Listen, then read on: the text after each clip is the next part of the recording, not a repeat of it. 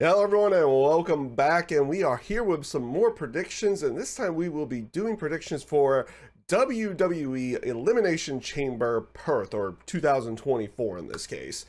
And I mean, in fairness, on paper this looks like probably one of the most predictable cards in quite some time. Like, there was some like, for Royal Rumble there was only 4 matches, and for the most part it felt like a decent amount of the matches were predictable who was going to win, though there was a little bit of intrigue towards the Rumble matches and everything to go along with this. But based off of like everything that they're kind of teasing going into WrestleMania and everything to go along with that, this show honestly feels rather predictable. Now, obviously, they could throw some twists and turns and everything to go along with that, but as of right now, as of this recording, there's only 4 matches for the show plus one segment, which I don't know if we're really going to talk too much about that. I mean, we'll talk about it a little bit here at the beginning, because we do have the Grayson Waller effect with Cody Rhodes and Seth Rollins. I can only imagine this is going to lead something to where whether or not Cody Rhodes is going to team up with Grayson Waller, or not with Grayson Waller, but with if Cody Rhodes is going to team up with Seth, or this or that. May even set up a tag team match between Seth and Cody versus Roman and Rock at WrestleMania.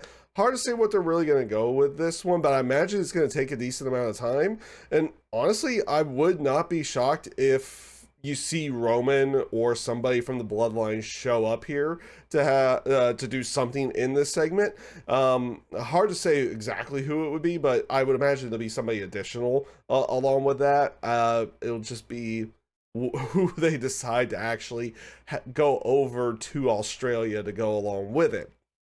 So that will be at least an intriguing segment, but again, it doesn't feel like it's in a place for one of their pay-per-views, premium live events, or anything like that. At least just not in my mind.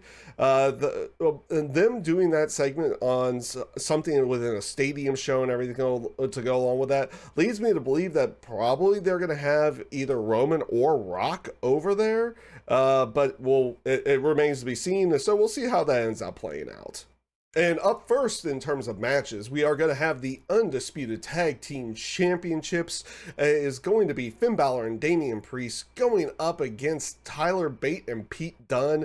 Tyler Bate and Pete Dunne obviously got this tag team title shot through their match that they had with DIY back on SmackDown. Really fun match on that one. But in the terms of having a winner here, and just what they've been doing with the Judgment Day and the whole R-Truth and Miz thing, I have to go with Finn Balor and Damian Priest, because I feel like the Awesome Truth going up against Finn Balor and Damian Priest is probably the WrestleMania match.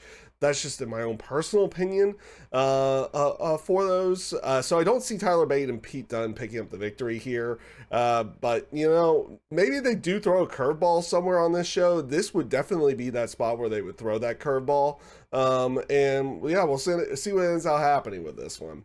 And up next, we have the Women's Elimination Chamber match, where the winner goes on to face either Rhea Ripley or Nia Jax at WrestleMania. So we have Bianca Belair, Becky Lynch, Raquel Rodriguez, Liv Morgan, Naomi, and Tiffany Stratton.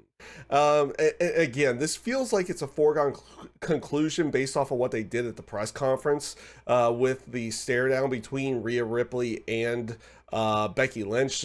Spoilers for my prediction for that match as well coming up, but it does feel like that is going to be Becky Lynch, and that's going to be my pick for this one. Though they did kind of miss the boat, and they did kind of tell the story a little bit here and there about Liv Morgan, and she's out for revenge on Rhea Ripley for what she did for the injury that she did in basically in kayfabe. She was out with injury, but they're blaming it on Rhea. Everything to go along with that. So you have that storyline there that they they could have kind of told to give a little bit more intrigue to the match.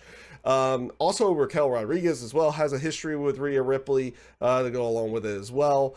I don't necessarily see Bianca or Naomi picking up the victory in this one, and I could see them doing something maybe with Bianca and Tiffany Stratton down the line. Maybe they set something like that up in this match, or maybe they set up something with maybe Naomi and Tiffany Stratton with this match as well.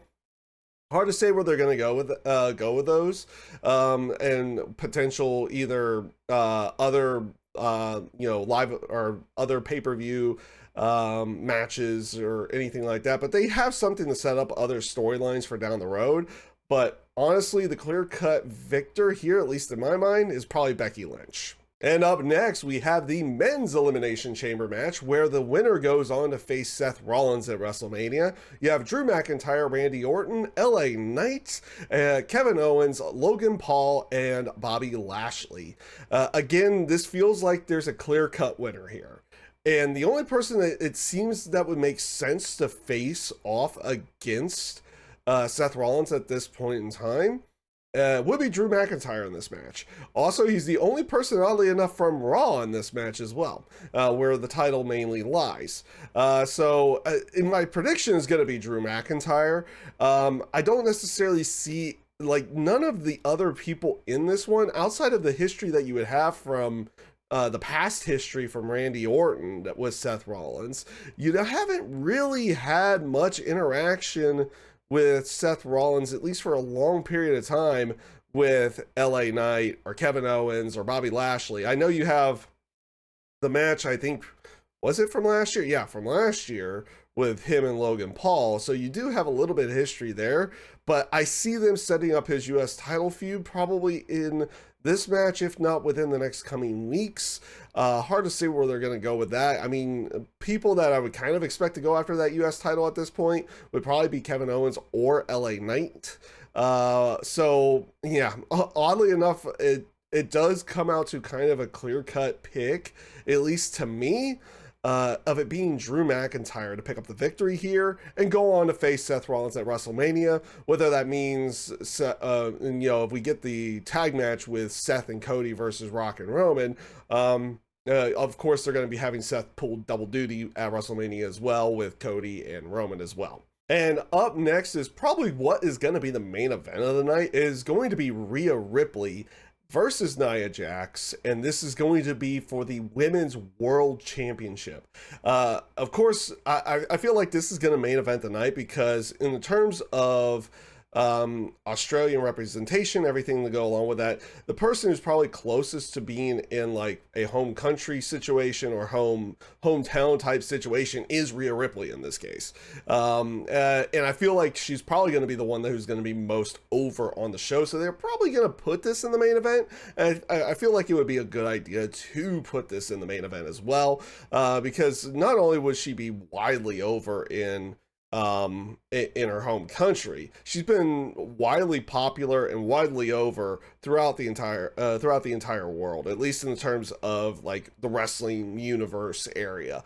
Like pretty much every city that she goes to, she's pretty widely cheered, everything to go along with that. So it would make sense for this to be the main event. And the reason why I'm kind of talking about more like this instead of what I feel like the match is going to be, because, well, again, you had that stare down between Becky Lynch and Rhea Ripley at the WrestleMania press conference, and this was before the Elimination Chamber was really made, and after they made the match between Nia Jax and Rhea Ripley for here. So it's almost like a foregone conclusion. Again, I've said that a lot inside of this prediction show, and I'm gonna go with Rhea Ripley to pick up the victory on this one. Now, I take a look at this, and like I said, I feel like this probably feels like one of the more predictable cards that they've had in quite some period of time. There's a good chance that they could throw a wrinkle into the mix anywhere here, and see just to change it up to make it not feel like people are like super predicting where they're going to go. Though in fairness to everything, it is getting close to WrestleMania, and it does feel like those stories are getting more solidified, and this is going to pretty much just solidify another portion of the WrestleMania card with this particular show. But that is everything I got for Elimination Chamber. I know this is probably going to be a little bit of a quicker video, but that's what happens when you only get 4 matches on the card itself. But with everything, if you did like the content, feel free to like, subscribe if you so wish as well. And with that being said, I hope you all take care, stay safe, stay healthy, and have a great rest of your day.